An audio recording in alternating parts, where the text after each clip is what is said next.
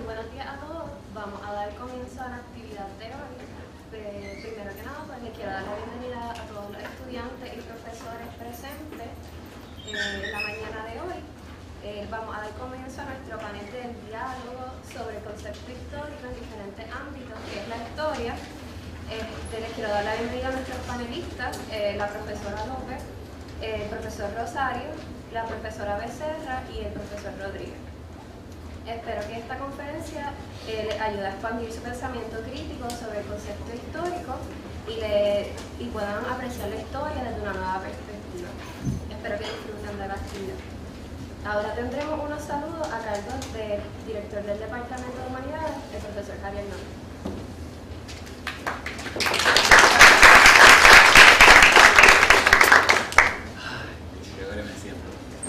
Gracias por estar aquí, compañeros y compañeras del panel. Gracias a todos los compañeros y compañeras que están aquí, los estudiantes, profesores. Muy orgulloso, muy contento de que estas actividades surjan del Círculo de Historia del Departamento de Humanidades. Hemos estado trabajando fuertemente también para tener un departamento y una facultad humana también, la ciencia humana, productivo, ¿verdad? Así que también estén pendientes. El jueves tenemos también otra charlita aquí, Arte y Política 2012, de la doctora Gisela Carbonell, que también va a estar bien buena, sobre el proceso del arte, ¿verdad? Y el asunto de la persuasión artística en los asuntos de las elecciones.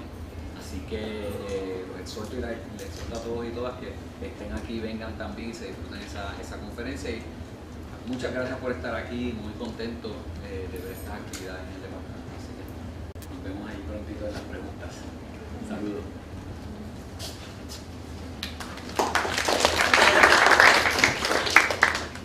Ahora tendremos unos saludos a cargo del consejero del Círculo de Historia, el profesor Adrián Tirado. Buenos días a todos. Gracias a Naomi por esta iniciativa y a los compañeros estudiantes del ciclo de historia.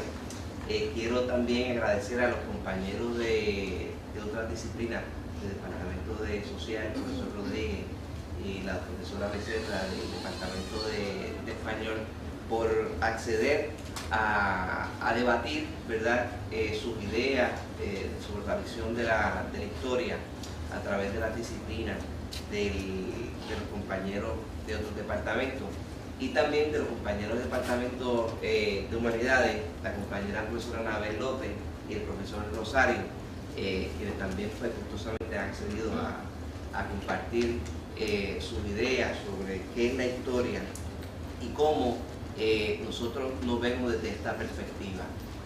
Agradezco también a los compañeros y les doy la bienvenida del Departamento de Humanidades, la profesora Ari Hernández, la compañera Nadal, la profesora Orozco, la profesora Caes y el profesor Matei, por estar con nosotros en la mañana de hoy. También a Isaac, gracias por estar con nosotros, y a todos ustedes que son nuestra razón de ser aquí en la Universidad de Puerto Rico en Calle. Y estas actividades, créanme, que es para ustedes, es para nuestra comunidad universitaria, es para todos nosotros. Yo sé que vamos a tener un conversatorio extraordinario con estos compañeros universitarios. Así que bienvenidos y gracias por estar con nosotros hoy.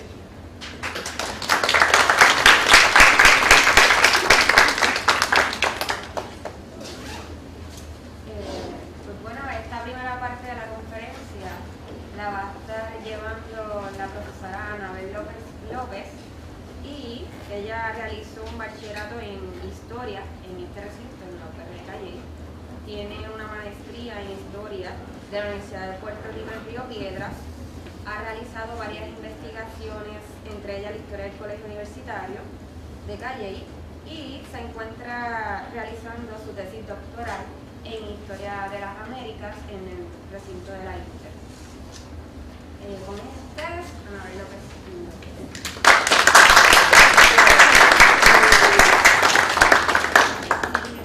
Buenos días a todos los participantes, a los compañeros. Yo preparé una pequeña presentación, ¿verdad?, de lo que para mí es la historia desde el punto de vista del historiador. ¿Okay? ¿Qué es la historia? Pues la protagonizados por el hombre a través del tiempo hasta nuestros días. ¿De dónde surge la palabra historia? Pues etimológicamente la palabra historia surge en la antigua Grecia, provenía de lo que significa iotopía, que significaba en ese momento investigación o información. De ahí entonces en Grecia se va formando la palabra de lo que va a ser la historia. Y según algunos historiadores clásicos, pues la historia se inicia con el surgimiento de la escritura en Mesopotamia, la escritura cuneiforme, da inicio entonces a la historia, ya con fuentes escritas, ¿verdad? Los primeros que intentaron realizar una historia fueron los griegos en el siglo V, con el padre de la historia Heródoto. Heródoto, a través de su experiencia, de los relatos lo que escuchaba, lo que podía recopilar, realizó una historia que se llamaba los Nuevos Libros de Historia, en la cual él trataba de demostrar, ¿verdad?, los sucesos pasados en la antigua Grecia. Eso sí, es una historia que se enfoca principalmente en batallas y personajes y deja afuera algunos aspectos como la cultura, la economía, entre otras cosas. En esa entonces época, en Grecia, la historia no era una ciencia. La historia era considerada más bien como un arte. ¿Por qué? Porque la musa Clio inspiraba al historiador y no era una historia científica. ¿Por qué? Porque no había un método científico riguroso para probar esos puentes o esos puntos. ¿Okay? ¿Cuáles eran las limitaciones de la historia en esa antigüedad? Pues habían varias limitaciones. La primera era que no era completamente objetiva. No era una historia completamente objetiva porque pues, estaba plagada de una visión particular. No había una fuente que sustentara muchas veces los planteamientos, así que tenía esas limitaciones. Otra de las limitaciones era que era principalmente enfocada por los vencedores, se enfocaba principalmente a personajes importantes, héroes del pasado, excluyéndose otros aspectos de la sociedad. Se excluía entonces a la mujer muchas veces de la historia y se excluía a los menos privilegiados de la historia, porque la historia era enfocada nada más para un ambiente en particular. Y muchas veces también estaba controlada por el Estado, así que no nos permitía tener una visión real de lo que sucedía en ese entonces. No es hasta el siglo entonces XVIII cuando la historia se forma como una disciplina académica, cuando Leopold von Ranke plantea la historia como una disciplina académica y se empieza entonces a enseñar en las universidades y en otros recintos, ¿verdad?, en las escuelas, etcétera, etcétera, para entonces enseñar la historia de una manera un poquito más como disciplina académica. No es entonces hasta más o menos 1920 con Mark Bloch, con la Escuela de los Anales, que va entonces a presentar la historia desde el punto de vista de progreso. ¿Okay? ¿Cómo entonces utilizar la historia para crear una nacionalidad, para explicar el pasado desde una perspectiva un poquito más amplia, utilizando otras disciplinas? Se insertan entonces otras ciencias para analizar la historia, como la etnografía, la geografía, para entonces poder entender la lingüística, para poder entonces entender la historia. ¿Okay? ¿Qué es la historia? Pues a mi método de entender la historia es obviamente una ciencia porque utiliza un método científico, el historiador, como persona responsable de analizar los hechos del pasado, pues tiene que obviamente utilizar un método científico para probar sus planteamientos. Se hace una pregunta, plantea una hipótesis, recopila fuentes y datos que obviamente defiendan su hipótesis y llega entonces a unas conclusiones, así que es una ciencia científica, ¿verdad?, donde tiene que probar responsablemente sus planteamientos. ¿Qué fuentes utiliza el historiador? Pues obviamente una de las cosas más primordiales para el historiador es las fuentes primarias que utiliza para probar sus argumentos. Entre las fuentes primarias pues están los textos de cartas, documentos gubernamentales, los textos escritos, ¿verdad?, el periódico. También utiliza monumentos, el arte, la literatura, todo lo que le sirva para probar entonces sus argumentos, añadiendo también otras disciplinas, como entonces mencioné anteriormente, la etnografía, la lingüística, y insertando otras ciencias para poder probar pues, sus argumentos. Desde mi punto de vista, la historia pues obviamente pertenece a a la disciplina humanística, porque el primer objetivo de la historia es el hombre, igual que las humanidades, el centro es el hombre y su interacción en la sociedad. Así que yo lo inserto dentro de las disciplinas humanísticas porque ambos tienen la misma finalidad, el hombre y su interacción social. La historia para mí es racional porque obviamente utiliza unas fuentes, analiza esas fuentes y utiliza un razonamiento analítico de ellas. Es selectiva porque elige, ¿verdad?, unos sucesos, unas fechas, unos personajes para entonces analizarlos. Es irreversible porque la historia no se repite. La historia se pueden asemejar a algunos acontecimientos, pero no se repiten porque los personajes son diferentes y las circunstancias también lo son.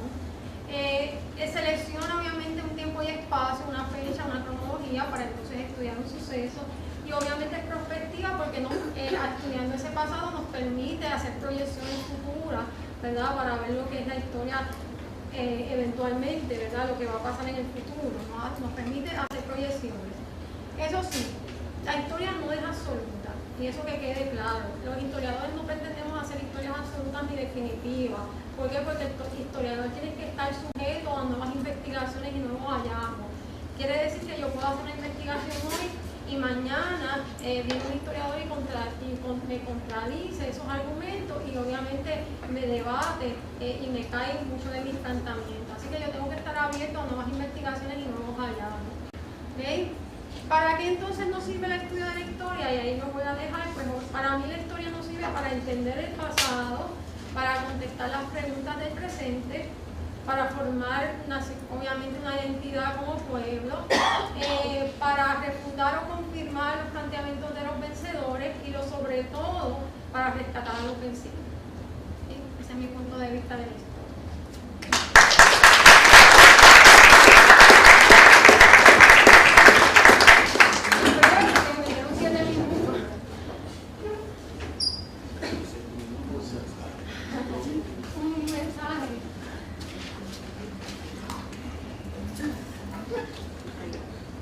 Bueno, ahora la segunda parte de esta conferencia la está llevando a cabo el profesor Pedro Rosario Barbosa.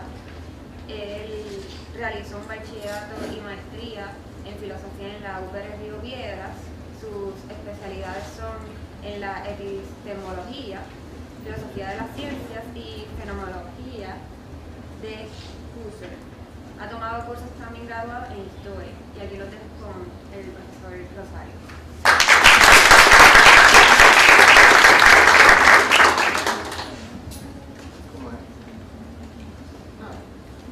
¿Me escuchan bien? Sí. Muy bien. ¿Qué es la historia?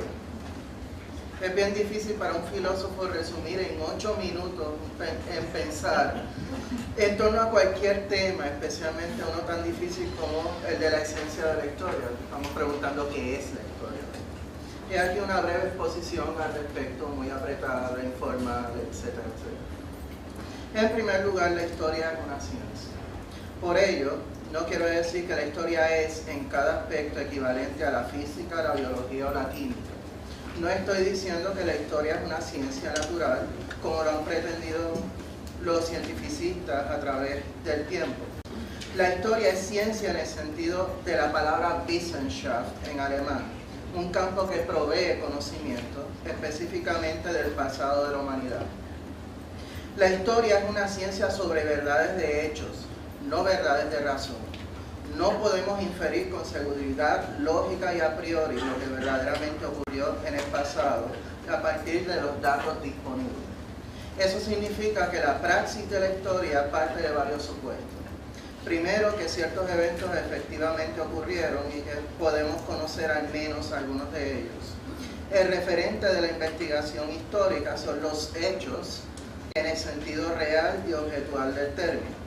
La palabra hechos en sentido real designa a ciertos objetos e individuos concretos y la manera en que se relacionan entre sí, incluyendo relaciones temporales, grupales, políticas, económicas, culturales, espaciales y de otro tipo.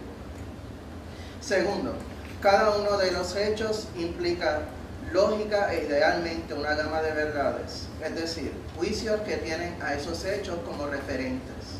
Por su naturaleza, los hechos pasados y su diversidad de verdades correspondientes son independientes de toda nuestra actividad mental, científica y cultural.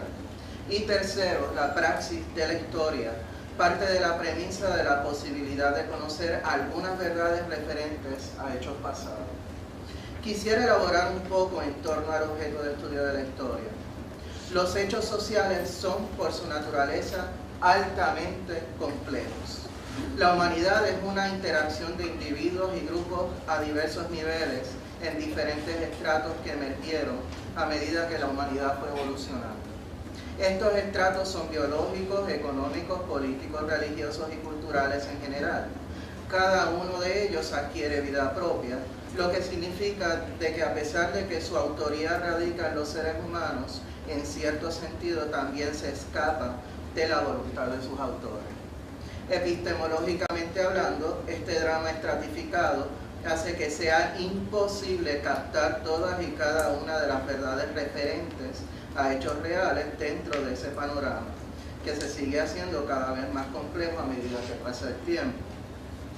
El segundo aspecto que quisiera resaltar es que la historia es una disciplina que se desarrolla mediante la discusión entre los historiadores y su diálogo con otras ciencias, tales como las ciencias naturales, la lingüística, la psicología y la sociología.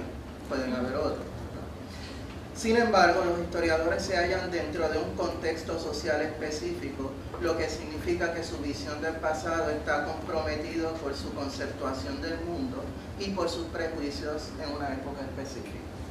Todos estos factores objetivos y subjetivos a nivel individual y colectivo establecen un serio límite epistémico a la hora de conocer nuestro pasado. Por ende, la labor histórica no consiste en conocer todas las verdades de nuestro pasado. Como bien señalan los teóricos de la historia, el historiador tiene a su disposición ciertos datos y solo se pueden comprender bajo un ensamblaje conceptual y teorético. Solo bajo este armazón teorético, un dato se convierte en lo que podemos denominar hecho histórico, es decir, un hecho relevante para comprender nuestro pasado. Los hechos allá afuera, tal y como ocurrieron, es decir, en el sentido real del término, permanecen fuera de nuestro alcance. Por otro lado, los hechos históricos son reconstrucciones teoréticas.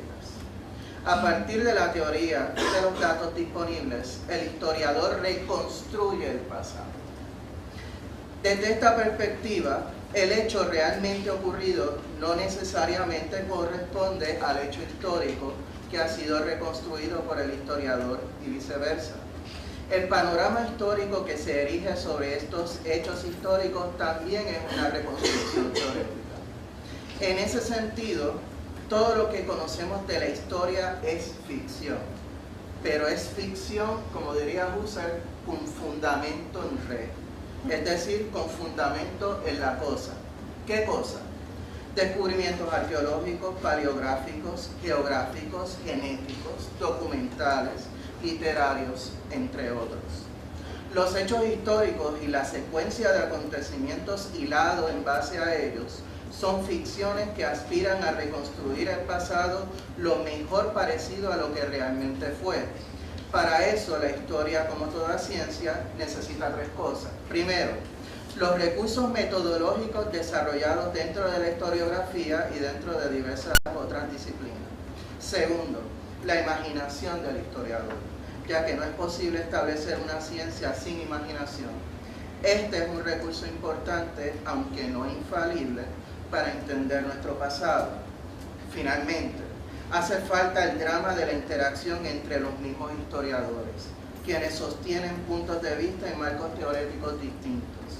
Este intercambio incluye, pero no se limita a, la teorización a partir de ciertos armazones conceptuales, un renovado examen de teorías históricas, refutaciones de ciertas propuestas históricas con base en datos pertinentes, una reconceptuación crítica, un refinamiento metodológico y una continua revisión de supuestos teóricos. Esta breve y apretada descripción de lo que hacen los historiadores nos lleva a una respuesta tentativa de la esencia de la historia.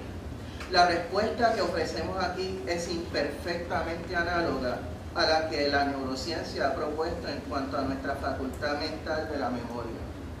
De acuerdo con los neurocientíficos, la evolución ha otorgado al ser humano la facultad de la memoria para recordar eventos pasados y darle un sentido de continuidad temporal a nuestra conciencia.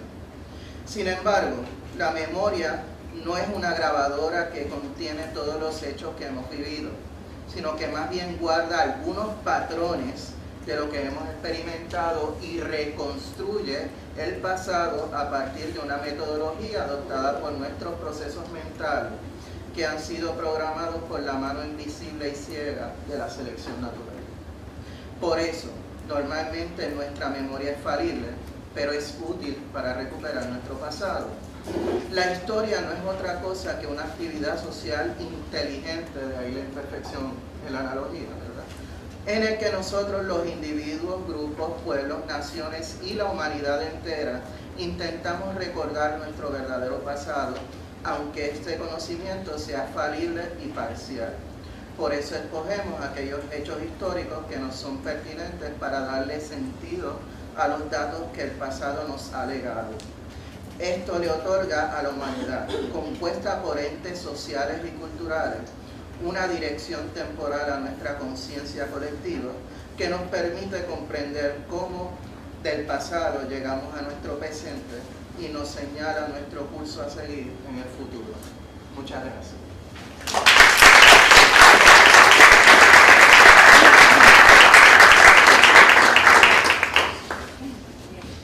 Ahora la tercera parte de esta conferencia va a realizarla la profesora Janet Becerra Pulido. La profesora ha realizado un bachillerato y una maestría en literatura comparada en la UPR Río Piedras. También realizó estudios en Derecho y su doctorado lo realizó en literatura española en la UPR Río Piedras. Y aquí lo tengo la profesora Janet. Muchas gracias. Bueno, yo voy a hablar de la historia desde el punto de vista de la literatura, ¿verdad? No en particular desde el punto de vista de los estudios hispánicos, sino desde la disciplina de la literatura y de la creación literaria. Borges, Jorge Luis Borges, el escritor que seguramente todos ustedes conocen y han leído, que sea parcialmente, dijo que para él la teología y el psicoanálisis eran ramas de la literatura fantástica. Y yo básicamente lo que planteo aquí es que la historia también lo es. Así que vamos a ver por qué. Yo como pertenezco a la disciplina de la lengua y de la literatura, pues cuando me acerco a una pregunta o a un término, busco la definición en el diccionario de la Real Academia. Y es interesante lo que define el diccionario de la Real Academia Española como historia. Da varias acepciones. La primera es que es un conjunto de sucesos o hechos políticos, sociales, económicos, culturales, etcétera, de un pueblo o nación. Y con esa definición comenzaste tú. El conjunto de hechos. Inmediatamente ofrece una segunda acepción: narración y exposición de los acontecimientos pasados y dignos de memoria. En otras palabras, la historia podemos verla como el conjunto de los hechos en sí o como la narración de esos hechos. ¿Y quién narra? Un escritor, porque para escribir la historia, pues hay que ser escritor. Así que la tercera acepción es precisamente que historia es la obra histórica compuesta por un escritor. La cuarta acepción ya podría causar linchamientos, narración inventada. Y la quinta, mentira o pretexto. Y esas son las definiciones o acepciones de historia en el diccionario. Así que es interesante que se dieron en ese orden precisamente, ¿verdad? Porque el compañero Pedro ha dado una definición de la historia mucho más basada en la narración, ¿verdad? Y en la reconstrucción, que es el término que uso de ese pasado. Yo más que reconstrucción le voy a llamar construcción, porque desde el punto de vista lingüístico realmente es la construcción del sentido, ¿verdad? Lo que se da y no necesariamente la reconstrucción. Yo creo que es imposible la reconstrucción de los hechos pasados, sino la construcción de su significado, que es lo que el historiador hace una y otra vez, y según cambian las épocas, pues se va haciendo una nueva construcción. Miren, el tema principal de Don Quijote es precisamente ese, la diferencia entre historia, o uno de los temas principales, la diferencia entre historia y ficción. Y para el momento en que se escribe Don Quijote, no existía el término o el concepto de novela. Así que Don Quijote era la historia del ingenioso hidalgo Don Quijote de la Mancha. Y para colmo de males, Cervantes, quien era muy consciente de esto, de la diferencia entre historia y ficción, hace en varias ocasiones en la novela que sus personajes le llamen a esto, que se está escribiendo la historia verdadera de Don Quijote. Y Don Quijote enloquece por leer libros e historias de caballerías que él no podía aceptar que fueran ficción porque llevaban el sello de la corona real en la portada, que era el proceso de censura, ¿verdad?, por el cual la corona pasaba todo lo que se fuera a publicar. Y si llevaban el sello de la corona tenían que ser verdad, imposible que fueran ficción. Así que Don Quijote, la novela Don Quijote, se nutre precisamente de esa confusión entre qué es historia verdadera y qué es historia ficcional, si es que podemos hacer una distinción. La separación entre historia y literatura como disciplinas distintas no se viene a dar hasta fines del 18, y realmente más bien en el 19 es que cobra fuerza que la historia se convierta en una profesión o una disciplina distinta de la literatura por sus objetivos y su metodología, como se ha dicho aquí. Y lo curioso es que el saber histórico, a partir de ese momento, a partir del siglo XIX y sobre todo del siglo XX, se ha fundado en una afirmación de distinción con respecto a la literatura. Es decir, la historia como disciplina se fortalece y se fundamenta en decir, yo soy algo distinto de la literatura, yo no soy ficción. A partir del siglo XIX, porque al principio no había manera de distinguirlas. Precisamente por presentarse como un discurso de verdad que se opone al discurso de ficción de la literatura, es que los historiadores han tenido una relación incómoda o conflictiva con la literatura, que viene a ser entonces el terreno del embeleco, ¿no?, del embuste. El historiador inicialmente sentía que podía distanciarse de la ficción porque él no inventa el mundo, ni los documentos en los que se basa cultivan una realidad meramente imaginada, sino que por el contrario se toman como un testimonio referencial de algo externo. Y esto es desde Aristóteles. Aristóteles, en su Poética, afirmó que la diferencia entre el historiador y el poeta es que el historiador dice lo que ocurrió, mientras que el poeta dice lo que podría ocurrir. Así que la historia se ha ido formando precisamente como la disciplina de lo que ocurrió en oposición a lo que pudo ocurrir, que de eso se encargan los embelequeros, eso que escriben literatura. El problema es que en el siglo XX, ¿verdad?, y a partir sobre todo de la década del 80, pues los historiadores, desde mi punto de vista, se enfrentaron con una revelación un poco traumática, la de que la historia se sirve de la palabra, utiliza la palabra, ¿verdad?, como instrumento de trabajo. Y decir palabra es decir discurso a partir de los años 80, con un señor por ahí que todos han oído mencionar, o que entendemos, pero todos lo hemos oído mencionar, que se llama Foucault. Entonces, si todo es discurso y la palabra es en ese sentido la que produce el sentido de las cosas, pues entonces el historiador básicamente con lo que trabaja es con un juego de textos, tanto sus documentos, sus bases, sus fuentes son textos, como él también produce textos, y cuando tú sumas texto, más texto multiplicado por texto y dividido entre texto, ¿sabes lo que te da? Te da texto. Y texto es una construcción de significado a partir de la palabra que siempre va a ser ficcional, en un mayor o menor grado. Por ejemplo, en los 80, pues Hayden White, que supongo que todos ustedes han tenido que trabajar con él en la disciplina de la historia, planteó el problema de la siguiente manera. La crisis para la teoría histórica es comprender que la narrativa histórica no es un discurso neutral, sino que siempre supone una selección por parte del historiador, una selección ontológica, epistemológica, que por supuesto va a implicar unas exclusiones y que tiene unas implicaciones políticas e ideológicas. Es decir, el historiador escoge e interpreta. También Hans Kellner y otros, ¿verdad? No dudan y no ponemos en duda que los eventos, los hechos, en efecto hayan ocurrido, esos que describen los historiadores. El problema es que la historia, en el sentido de la narración de esos hechos, construye el sentido de la misma forma que los poetas o los novelistas.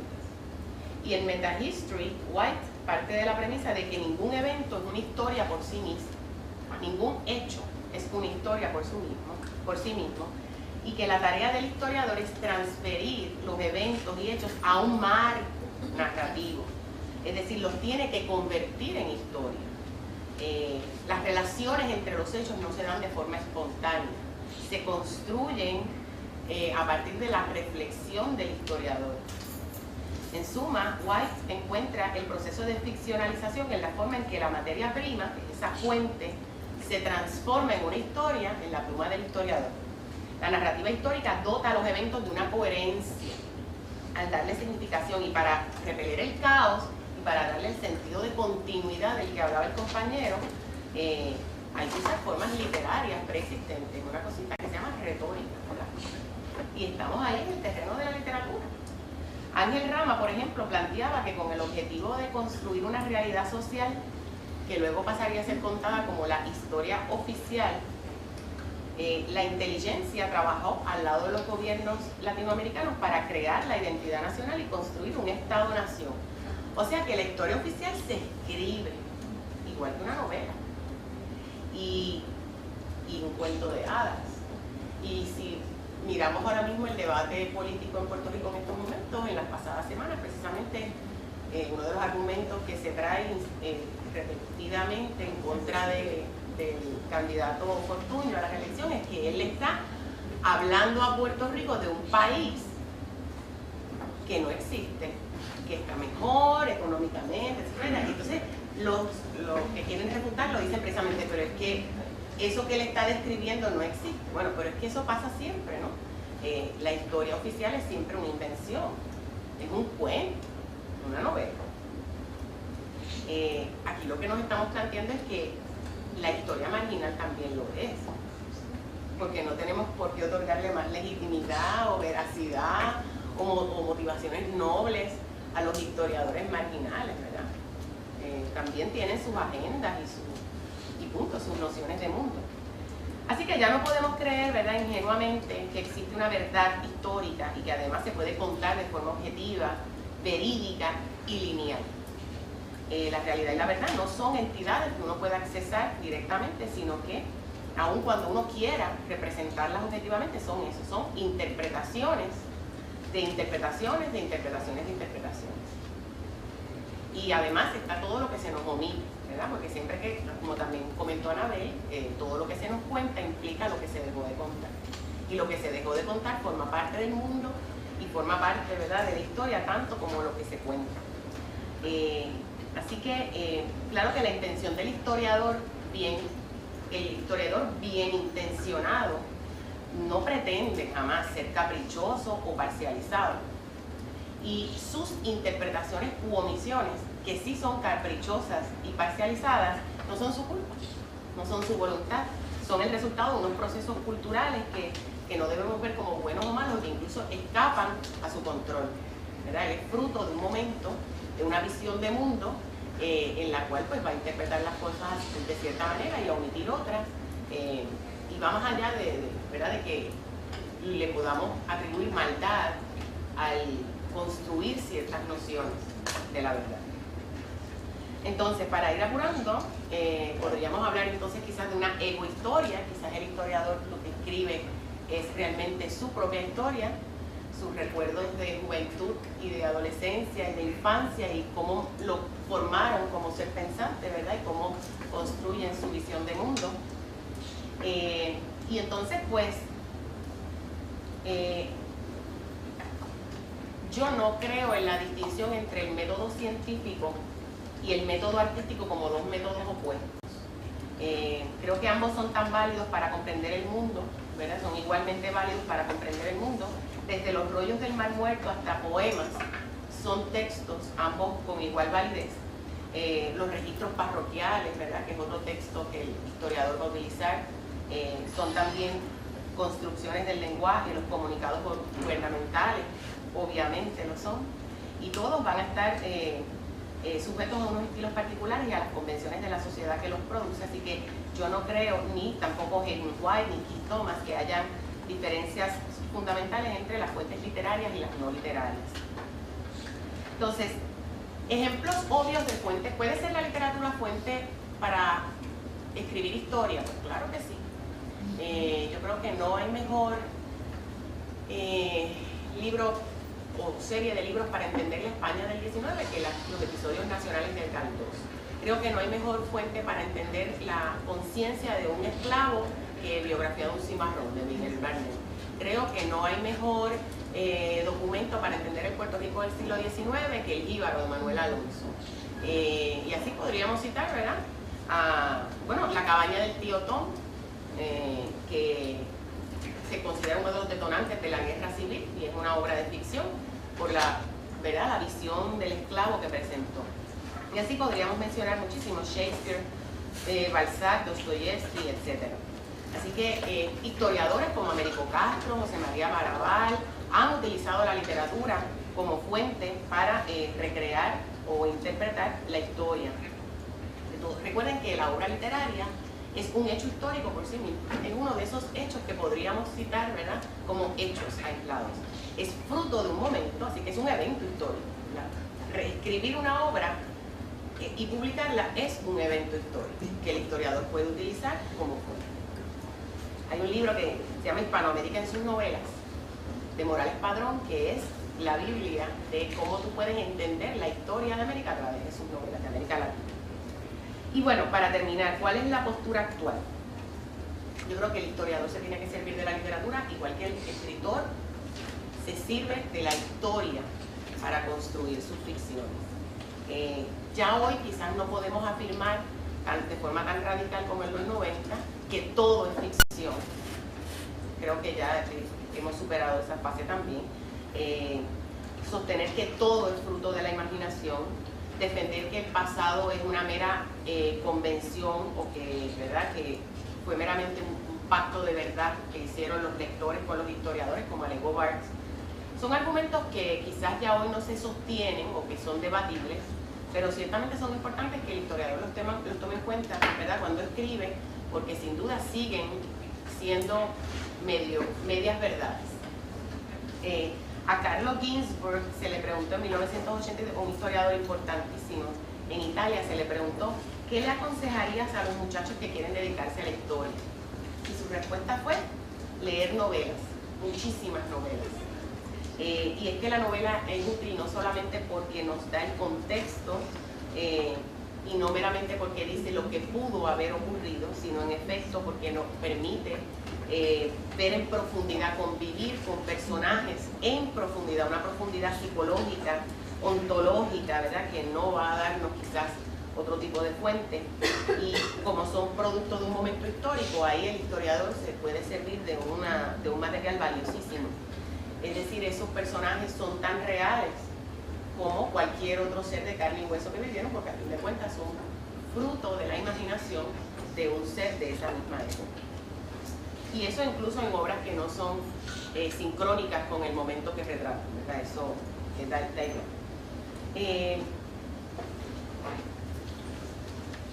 Así que mi consejo final es que lean las obras de historia como textos de ficción y que lean los textos de ficción como obras históricas. Y quizás en la combinación de esas cosas es que podrán construir ¿verdad?, conocimiento y construirse a sí mismos y estar preparados para entonces contestar la pregunta, ¿qué es la historia? Gracias.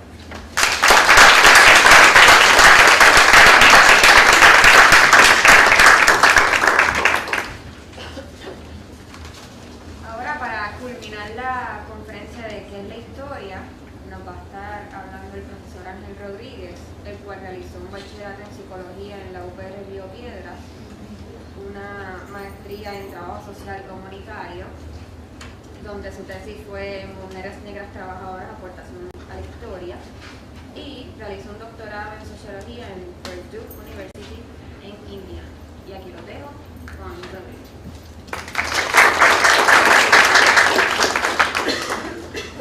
Bueno, buenos días. Gracias al Círculo de Historia, gracias a los compañeros de historia, gracias a los compañeros que están aquí. Déjenme decirle, ¿me oye todo el mundo? Déjenme decirle que lo primero es que me acordé que le estaba diciendo que bueno que cambiaron el nombre de la actividad de debate a diálogo, porque le dije, la compañera Yara Becerra le dio una charla a los estudiantes de UHS donde estaba la hija mía, y yo le dije, Maya, se llama Maya Alejandro, y yo le digo, Maya, tengo un debate con, ¿te acuerdas de aquella profesora? Y me dice, te chavaste, papi, porque ese profesor es bien inteligente. Así que después le dije que me cambiaron el nombre de debate a diálogo, y la llamé y le dije, mira, Maya, lo cambiaron. Me dice, qué suerte tiene. Y después que oigo a la compañera hablando sobre la literatura, primero, que digo, quiere decir que los trabajos de historia que yo he trabajado a través de mis investigaciones no sirven. Y lo peor de todo es que coincido, ¿no? Cuando el problema es cuando alguien te dice algo que tú coincides.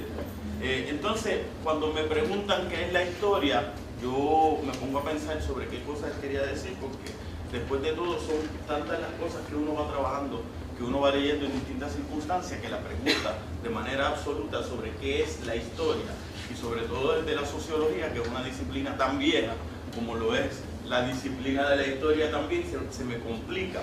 Y entonces me quedo pensando que dije, pero si la sociología, buscando la etimología de la palabra, que es el logos de lo social, el estudio de lo social, es imposible estudiar lo social sin estudiar los procesos de lo social. Y es imposible estudiar los procesos de lo social sin estudiar el comportamiento social. Y me di a la tarea de pensar, es inconsecuente, seguimos dando vueltas en el mismo sitio y no puedo hacer una sin la otra. En ninguna coyuntura que pueda estudiar. No podemos estudiar el comportamiento si ven nuestra formación como individuos y como colectivos que se ha dado a través de los distintos tiempos. Y no estoy necesariamente hablando de un proceso evolutivo acumulativo que voy a discutir más adelante con el desarrollo de la ciencia en la modernidad, sino qué es eso, ¿ves? Y entonces cuando me preguntan desde la sociología qué es la historia, yo digo, yo no puedo hablar qué es la historia desde la sociología, porque no puedo encontrar una diferenciación desde la sociología o desde la historia. Me parece que son disciplinas que ni siquiera les puedo llamar que sean disciplinas separadas, sino que es parte de un mismo proceso del estudio de lo social. Entonces, a partir de eso, me pongo a pensar en eso de qué es la historia. Y digo, espérate, la historia en unas ocasiones, esa llamada historia, primero que no existe, como decía la compañera, yo entiendo, la historia existe en tanto y en cuanto se escribe, porque podemos decir que existen unos hechos que han ocurrido, pero lo sabemos porque se ha escrito sobre los hechos, y sabemos de los hechos porque se escribe y cómo se escribe de esos distintos hechos. Y en la manera en que se escriben, pues se utilizan de distintas maneras, es decir, que se van utilizando para una cosa o para la otra, y la historia y el escrito de la historia se ha utilizado en ocasiones como instrumento de formación de realidades hegemónicas. De hecho, eso ha sido una de las historias más comunes, el de la construcción de realidades, que me parece bien importante la palabra construcción, porque esas realidades, a pesar de que alguien pueda plantear que están ahí plasmadas, no lo sabemos hasta que se escriben, y en la manera que se escriben determinan que son unas realidades. Y de esa manera, por ejemplo, de la construcción de realidades hegemónicas podemos hablar, en el caso de Puerto Rico, por ejemplo, de las identidades raciales que se han construido en Puerto Rico. Esa identidad que mucha gente habla de ella, que se llama la gran familia puertorriqueña, y la compañera hablaba del texto del Jíbaro, que se utiliza en la literatura como una construcción histórica de esas identidades. Miren, y uno lee quiénes eran los puertorriqueños eran blancos, y los puertorriqueños eran de esta manera, y está compañera Isabel Godro que hemos discutido esto, y se construye una historia, con mayúscula incluso, como la gran historia de la gran familia puertorriqueña, a partir de unos sectores hegemónicos en este momento que no están exentos nunca, nadie, de tener unas inclinaciones hacia unos intereses, pero en ese momento esa es la historia que conocemos, y esa historia con mayúsculas. Sin embargo, también se va a construir una historia, y también lamentablemente con mayúscula, como instrumento de resistencia. Y ante ese discurso de la gran familia puertorriqueña, por ejemplo, tenemos un José Luis González en El País de los Cuatro Pisos, que construye otra identidad, y es una identidad de resistencia, en tanto y en cuanto plantea una identidad racial distinta a la que es esa identidad de la gran familia puertorriqueña. Sin embargo, sigue siendo una historia con mayúsculas, es decir, que como elemento de resistencia o como elemento de reafirmación de unas hegemonías particulares, se va a construir con mayúsculas. También sucede cuando E.P. Thompson, británico, que escribe La formación de la clase obrera inglesa, y lo hace como una alternativa a lo que ha sido de la historia de las burguesías en Europa. Sin embargo, es para plantear, esta es la historia, no es esta otra que me estaban diciendo, sino es esta la que yo estoy planteando. Igual que Marx en un momento dado, que habla, y él va más allá, porque Marx era más arrogante todavía que todos los demás, y plantea que ni siquiera hemos llegado a la historia, que todavía estamos en la prehistoria, que la historia vamos a llegar después que se haga la revolución de los trabajadores y acabemos con las clases sociales y todo eso. Pero es un mismo patrón dentro de esos procesos de la construcción de una historia con mayúsculas. Claro, esto viene enmarcado dentro de unos procesos también del desarrollo de una modernidad, del desarrollo de esa concepción de la ciencia, de la búsqueda de la verdad científica que se va a dar a partir de esta tradición judeocristiana que va acomodándose dentro de los procesos del desarrollo positivista de la ciencia moderna. Y como esto, la historia se convierte en parte de ese movimiento, y el análisis de los procesos y sucesos históricos son conducentes a otros procesos. Es decir, empezamos a hablar de la historia como una concepción paradigmática de desarrollismo acumulativa, como es cualquier otro proceso científico. Nosotros siempre hablamos que la ciencia es acumulativa.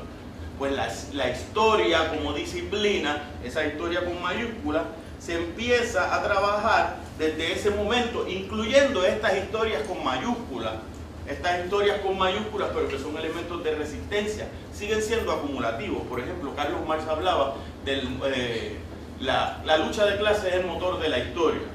Claro, el motor de la historia, pero ha sido un proceso de desarrollo de las sociedades de esclavos contra los amos, a las sociedades feudales contra esto, a las sociedades burguesas, a la construcción de la sociedad sin clase, en un proceso que se va desarrollando a pesar del planteamiento de ser dialéctico, es decir, de la lucha de los opuestos en contradicción. Vemos un proceso de desarrollo en alguna manera lineal. En los 80, como mencionaba la compañera, nos encontramos con un rompimiento con esto que se está dando, no es un rompimiento que se va a dar en el abstracto, es un rompimiento que viene ligado a lo que está pasando, a lo que uno dice la historia no en el pasado, sino de lo que está pasando a nivel sociocultural, a nivel socioeconómico. Y este periodo de esa modernidad burguesa empieza a corromperse, el nuevo régimen de acumulación de capital empieza a entrar en vigor. En los 80 particularmente se manifiesta en los Estados Unidos con la presidencia de Ronald Reagan, y específicamente hay un evento histórico, por ponerlo de esa manera, cuando Reagan le da instrucciones a los pilotos de la Fuerza Aérea para que rompan la huelga de la Eastern Airlines, que empieza a romper un contrato social que venía del régimen fordista de acumulación, y cambiamos. Y se empiezan a cuestionar también unos paradigmas que eran clásicos de la ciencia moderna. Y dentro de esos paradigmas clásicos de la ciencia moderna estaba el de esa historia. Y se empiezan a hablar no de historia con mayúsculas, sino de historias. Y claro, dentro del proceso de hablar de historias también sale otra gente como Fukuyama, por ejemplo, que habla del fin de la historia. Y el fin de la historia para Fukuyama es el planteamiento después el fin del... Yo no coincido con eso, ¿no? Pero es el fin de la historia porque dentro de su perspectiva hemos llegado al punto del liberalismo económico, del capitalismo, que no necesitamos nada más, llegamos, cumplimos con nuestras misiones. Y lo estoy diciendo así a grandes rasgos. Pero entonces esos cuestionamientos también van a encontrarse con procesos que son importantes para cómo nosotros nos vemos dentro del contexto de quiénes somos y hacia dónde vamos. Y cómo empezamos a buscar de dónde yo salgo, pero también empezamos a cuestionar si es necesario la búsqueda de la génesis, es decir, de evaluar la historia como el proceso de dónde venimos de manera acumulativa. Y quizás entramos un poco, como decía la compañera hablando de Foucault, de la evaluación de la historia para ver unas relaciones de poder, y no como estas relaciones de poder llegaron a esta, sino casi como elementos comparativos entre los dos espacios temporales de relaciones de poder.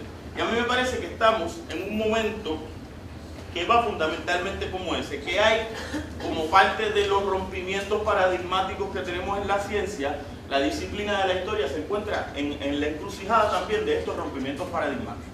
Por un lado, el desarrollo con más fuerza de estos espacios que se le llaman de las historias pequeñas, y por otro lado, las fuerzas que se constituyen a nivel científico como hegemónicas, que pueden ir estableciendo o intentar mantener lo que se conocen como unas metanarrativas, unas metahistorias, que constituyen sobre todo lo demás. Una cosa, por terminar con esto, como se habla, siempre me parece interesante cuando hablamos de la cultura y de la subcultura. Una cultura que va por encima de la demás y unas subculturas que no son tan importantes. Y me parece que el proceso de la historia va por esa misma línea de cómo es esta historia y las otras historias con minúsculas que entran inevitablemente en ocasiones en conflicto con esas concepciones. Con eso termino.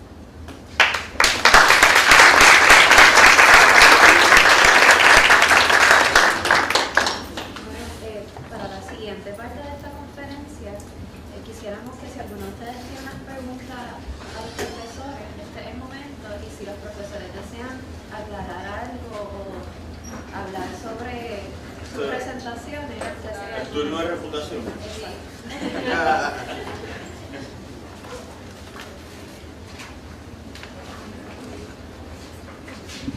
No todos a la vez, que tenemos tiempo.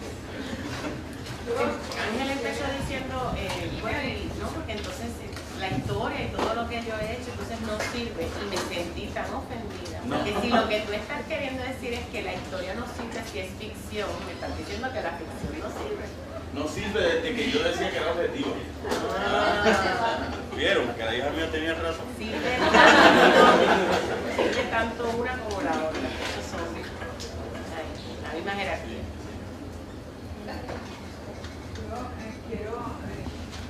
La idea de Janet sobre la literatura y la historia a mí me fascina porque la literatura a mí me encanta. Y quería hacerle un comentario. Cuando yo hablo de algún hecho histórico en mis clases, siempre recomiendo un libro de literatura para que el estudiante lo lea. Me he encontrado con la sorpresa de que cuando lee el libro que está relacionado con la literatura, o sea, cuando lea la novela o lee el poema, entiende mejor el hecho histórico que el hecho en sí. Y es por lo que señaló Janet. Porque la novela tiene la virtud de que te ponen los personajes que te cuentan. Es como si ellos a través de los personajes entendieran mejor lo que cuenta el hecho histórico. Me pasó que en el repaso de las Humanidades 4 se mandé a leer Concierto para Guía, que tenía que ver con los campos de concentración. Y los estudiantes quedaron fascinados con la novela.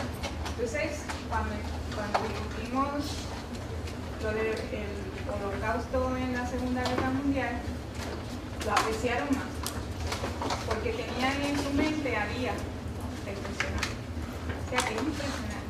Yo nunca he creído que haya que haber una separación entre una disciplina y la otra. Yo creo que es perfectamente aceptable la función de la ciencia. Bueno, eso pienso yo también, que no hay una separación. Y por eso digo, si yo me ubico dentro de la perspectiva de esta historia positivista, y yo estoy defendiendo esta concepción de la historia positivista, que yo no la estoy defendiendo, que eso es lo que está planteando, entonces tengo que decir, después de escuchar a la compañera, que lo que estoy haciendo no tiene validez científica, que entonces se constituye a partir de estos momentos de este desarrollo tan fuerte de la modernidad positivista como un elemento importante. A eso es lo que me refería con no sirve. Pero entonces yo pienso que no solamente es que no se separan, sino que son parte de la misma moneda. No es que son dos cosas que no se separan, sino que es parte de un mismo proceso. Isaac, perdona. No, es que a mí me parece que sí hay una diferencia en tanto en cuanto la historia se hace con la expectativa y con la pretensión de que se está hablando sobre algo real y tiene un aura, ¿verdad?, de querer ser más autoritaria o más definitoria sobre lo que se está de explicar y de legitimizar, ¿verdad?, estructuras de poder o grupos o visiones o puntos de vista marginales. Entonces, en ese sentido sí es diferente, y a mí me parece que, ¿verdad?, bueno, hay un antropólogo que se llamaba, pues se murió hace poco, Rolf Trujillo, haitiano, y él decía que la historia era un grupo de silencios. Se podría definir como un conjunto de silencios, porque tanto tú escoges como no escoges, y el que escribe y el que desarrolla la narrativa decide también qué no decir. Entonces, a mí me parece que en el análisis de la historia y de los textos que se producen sobre la historia, también uno podría identificar silencios, identificar qué no se dice y atar eso a un proyecto de poder, atar eso a un proyecto donde hay una gente luchando por qué versión del pasado es la que yo quiero adelantar, o qué versión, ¿verdad?, qué es lo que yo quiero legitimar con mi versión del pasado. Entonces, en ese sentido, yo no sé si quizás en la literatura también uno puede hacer un análisis de los silencios, pero yo no sé si esos silencios necesariamente o siempre van a estar atados a una cuestión tan política. Para mí es que yo veo como que la historia quizás está más vinculada a un proyecto de Estado o de poder o de unas luchas más, quizás más explícitamente así dichas, y la literatura pues quizás sí o no sé. Es una pregunta que he dejado en términos de Que todo es una pregunta.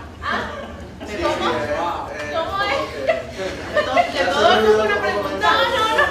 No es una pregunta. La respuesta es no sé. Puede ser. También, como le llama Maripili, también. Que si la literatura en ese sentido se parece igual a la historia o si es diferente. Bueno, Para mí es diferente. yo pienso que tanto en cuanto se acomoda la historia como una disciplina que le llamamos ciencia, y separando con la literatura diciendo que no es ciencia, el concepto de ciencia le da un nivel de legitimidad, y esa legitimidad se convierte en una legitimidad política. En eso es que estriba lo que sí hace una diferencia, no necesariamente porque yo piense que la razón de ser de eso, puede ser que la razón de ser de la legitimidad de la ciencia sea esa. Y en la medida en que buscamos integrar las disciplinas para asumir esa legitimidad, pues asumimos eso, pues, y en ese proceso se separó. En otro momento no había una separación, pero en el momento que separamos, a partir de la legitimidad que concede el conocimiento científico, que yo siempre hablo, miren, tanto es así, que comentaba con la compañera, que antes de que nosotros hablamos, tienen que decir toda la cuestión de dónde estudiamos, qué hicimos, para poder darle legitimidad científica a lo que estamos haciendo aquí. Es la misma conversación que podríamos tener en otro sitio, pero se la damos. Y entonces yo pienso que ahí es donde escribe la diferencia. Ok.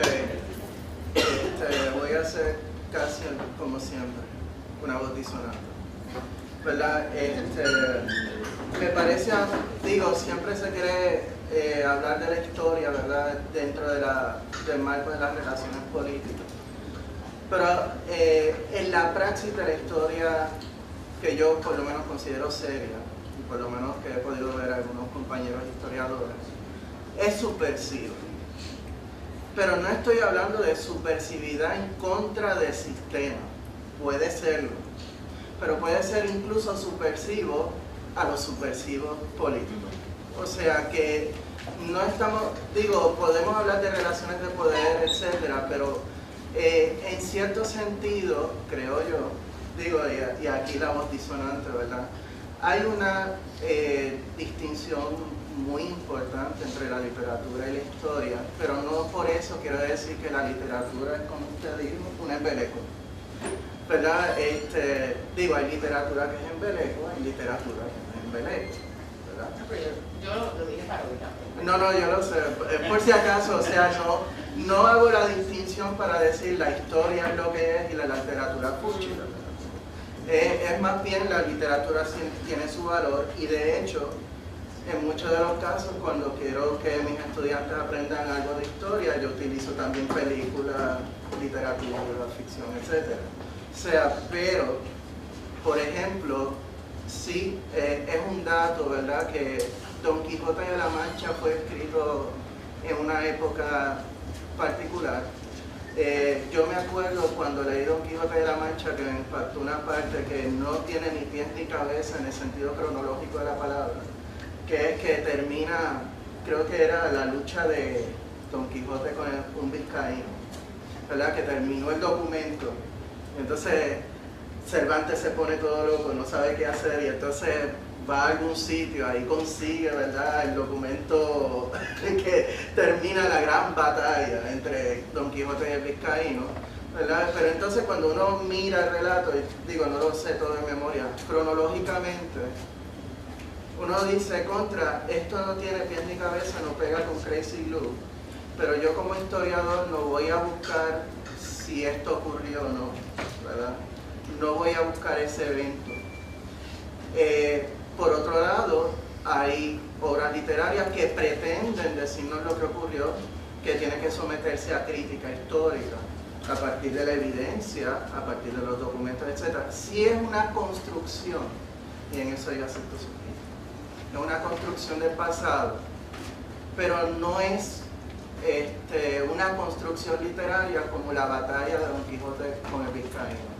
El historiador no va a salir a buscar datos y teorizar sobre eso porque no puede, o sea, Cervantes no pretendía escribir historia, ¿verdad?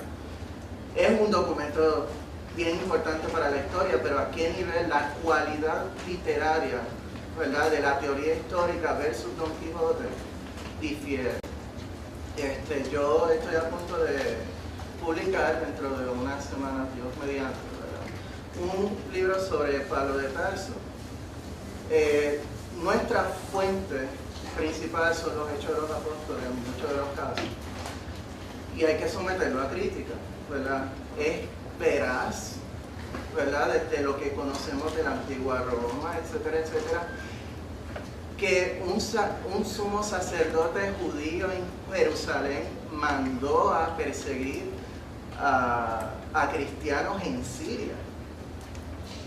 Eso es verdadero, ¿verdad? Imagínense que el alcalde de Mayagüez y la asamblea, ¿verdad?, la asamblea municipal determinan una total prohibición de las fiestas de la calle San Sebastián, so pena de muerte, ¿verdad? Entonces prohíbe la fiesta de la calle San Sebastián y dice, bueno, para la próxima, cuando en San Juan se celebre la fiesta de la calle San Sebastián, yo quiero que la policía municipal vaya a San Juan y arreste a la gente que está ahí y los traiga de nuevo a Mayagüez para juzgarlo. Es una situación equivalente a lo que ocurre en Hechos de los Apóstoles. O sea, y en ese sentido, la información que ofrece Hechos de los Apóstoles se toma más en serio, ¿verdad?, por el historiador a la hora de, ¿verdad?, utilizar métodos, ¿verdad?, para evaluar qué ocurrió y qué no ocurrió. Yo no utilizo Don Quijote de la Mancha, ¿verdad?, no utilizo esa metodología con Don Quijote de la Mancha. Yo quería decir algo, yo estoy de acuerdo con lo que estableció la compañera Yanet Becerra sobre la literatura es complementaria a la historia. Pero hay una de las diferencias entre la literatura y hacer historia.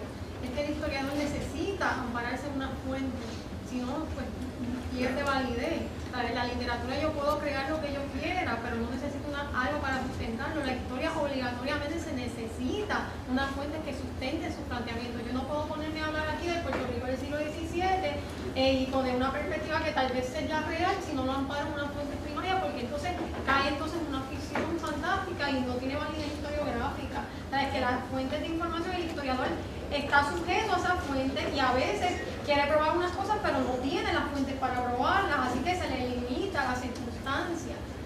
Yo pienso que sí hay literatura que ayuda a entender una época, pero hay una diferencia bien grande, son las fuentes de información como disciplina. Yo me amparo en esas fuentes para crear mi historia. Pero tú no le puedes dar valor a esas fuentes como si no fueran esas fuentes no se equivocan. creaciones literarias. porque esas fuentes en sí mismas están atravesadas primero por el lenguaje, ¿verdad? Sí, el lenguaje ya en sí mismo ya te establece una estructura y unas Pues entonces categorías. no podemos creer en ninguna disciplina, entonces no creamos en la historia porque es todo fantasía y es todo falsedad. Ok. Sí, pero Digo, quisiera matizar un poco eso, ¿verdad? Obviamente lo que se determina que son hechos históricos, y ese es un punto del que trae la relación, hay que evaluarlo críticamente. Por un lado, hay validez científica que respalda la evidencia. Por otro lado, obviamente toda teoría es tentativa, no es final. En ese sentido, yo no me acojo a la visión de la historia autoritaria. No, puede ser criticable, pero siempre y cuando, como diría Husserl, con fundamento y red, ¿verdad? Con evidencia. Y no solamente las fuentes son Y con metodología, no solamente claro. son fuentes escritas, el historiador no solamente se basa en fuentes escritas, se basa en historia oral, en monumentos, en arte, en literatura. nada de eso es neutral, todo eso está atravesado por quien tiene el poder de hablar y de ser oído y de que eso esté disponible y de ver. Mira, es que yo me acuerdo, yo leí, no me acuerdo quién fue en una ocasión, que decía que el arte era la habilidad de mezclar la ficción con la realidad. Entonces, no hay tal cosa que como cuando escribes una novela o escribes un poema, puede estar ajeno a todo lo que investigas de la misma manera. Sin embargo, lo que sí me parece importante es el cuestionamiento de qué es verdadero. Me parece importante que lo que hace serio una disciplina, yo hablaba de esto ahorita, es la sistematización que le concedemos la legitimidad de un hecho científico. Miren, y esa misma legitimación, y pasa con las células madres en el área de la biología y la construcción genética, pues lo que antes era de una manera, ahora tenemos la certeza científica que es distinto, y antes teníamos la certeza científica, y a mí me parece que lo que estamos hablando, más bien como disciplina enmarcada dentro de unos paradigmas científicos, y yo creo que por ahí es que va la compañera, es el cuestionamiento de esto, de lo que cuando hablamos y establecemos hechos históricos, son hechos históricos ahora, porque son hechos históricos porque los escribimos montados sobre una sistematización que la ciencia le adjudicamos una legitimidad y decidimos que hoy estos son hechos científicos. Y la conexión y la se las damos después. Exactamente. La causalidad, todo eso es una construcción. Exactamente. Y estoy totalmente de acuerdo con usted, las verdades absolutas no existen, la verdad no existe, no existe. Pero ninguna ciencia puede ser determinante. Ninguna, la única ciencia que es absoluta es la matemática, las demás son igual de Pero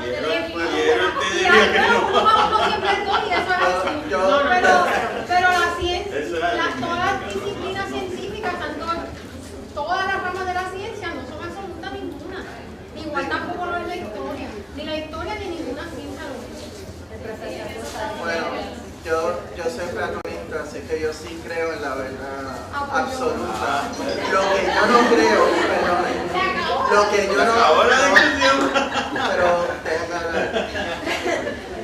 lo que yo no creo es que podamos desde una disciplina llegar a toda la verdad, ¿verdad? No la podemos conocer completa. No, o sea, y en ese sentido la disciplina tiene que tener una humildad epistemológica, ¿verdad? Una humildad epistemológica. Así es que, digo, esa es la posición que sostengo en este punto. Una última cosa de mi parte, cuando Ángel dio el ejemplo del mito, ¿verdad? O la construcción de esa gran familia puertorriqueña, ¿verdad? Que se trató de construir con una selección muy particular racial, de clase social, etcétera. ¿A quién mencionó como primer ejemplo, de hecho como único ejemplo de quién la deconstruyó? Un escritor, José Luis González, un escritor, y la deconstruyó también Rafael Sánchez en quíntuple. Así que el escritor está ahí todo el tiempo, ¿no? Construyendo y deconstruyendo, y tanto como el historiador. ¿Y quiénes son los mejores historiadores? Los que mejores escritores sean. Claro. Los que más dominen la palabra, ¿verdad? Y las retóricas van a ser los mejores historiadores. No solamente eso, esa construcción de la identidad puertorriqueña de la gran familia se trabajó a través de la literatura completamente. Se fueron a través de la literatura fundamentalmente. El recuerdo histórico de esa identidad puertorriqueña se hace a través de la literatura como un elemento que era inseparable. Digo, yo estoy totalmente de acuerdo de que es vía la literatura que exponemos, ¿verdad?, nuestras construcciones históricas, ¿verdad? Pero los mejores historiadores no solamente son los que mejor escriben, son los que mejor sustentan sus teorías históricas con los datos que tienen disponibles. Con la limitación de esas fuentes que tienen, porque son fuentes limitadas. Pues uno tiene que construir limitado a esas fuentes, sujeto a eso. Y a veces queremos decir cosas que no podemos hacerlo porque no tenemos la base para probarlo.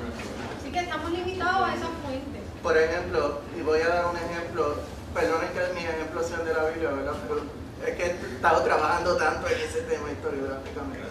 O sea, gracias a Dios.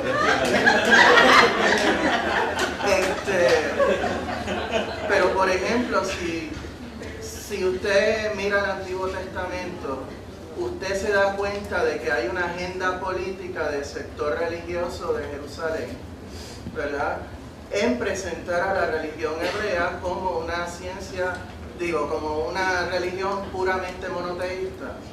Sin embargo, aunque las evidencias sean neutrales, refutan. La evidencia arqueológica, por ejemplo, que se ha hecho en los últimos 40, 50 años en Jerusalén, revela un panorama politeísta. Y esa es la evidencia arqueológica. Si partimos de la teoría de que la religión israelita era puramente monoteísta, no podemos dar cuenta de esa evidencia. Ahora, si partimos de la teoría de que es politeísta, damos cuenta de esa evidencia. O sea, la evidencia de cierta manera determina la preferencia de una teoría histórica sobre otra. Pero el significado de la evidencia se construye con lenguaje. Mira, Bueno, sí, pero bien. Se interpreta. Pero la validez histórica y cuando yo escribía mi tesis doctoral, que tiene un carácter histórico, yo escribí mi tesis doctoral en la formación del Estado colonial, el Estado postcolonial capitalista. Miren, lo interesante del caso es que yo estoy tratando de hablar desde unos sectores que no estaban contenidos en la literatura política oficial. Yo hago un análisis de discurso de la Convención Constituyente y tengo que hacer un análisis de discurso porque los sectores empobrecidos no aparecían, así que yo detrás del discurso del poderoso estoy buscando el discurso de un subalterno, por ponerlo de esa manera, que está sistematizado, perfectamente sistematizado, y tengo el aval de la ciencia tanto que me dieron el grado. Miren, cualquiera puede ir y hacer otro análisis de discurso y evaluarlo de otra manera. Exactamente. Y tengo la misma evidencia y la evidencia está validada por todo el proceso científico. Miren, lo que nosotros estamos hablando aquí no es que nos sirve la historia ni la disciplina de la historia, sino que como parte del proceso, si tenemos todas unas construcciones y contraconstrucciones, por ponerlo de esta manera, tenemos que ser sensibles, sobre todo a los procesos que se están dando. Y podemos poseer las mismas fuentes y verlas de Exactamente, diferentes exactamente. maneras. Podemos ver los cuatro, analizar una fuente en las mismas y cada quien interpretarlo de manera diferente. Eso es así. ¿Alguien más tiene alguna otra pregunta? Compañero que cumpleaños hoy. Bueno, yo quiero felicitar al Círculo de Historia por haber organizado la actividad y darle tan buen título, un título tan presto al debate y haber invitado a estos compañeros y ha sido excelente.